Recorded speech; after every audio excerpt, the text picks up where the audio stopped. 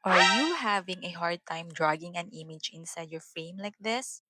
Then I will show you in this video a simple hack on how you can do it, so be sure to watch until the end.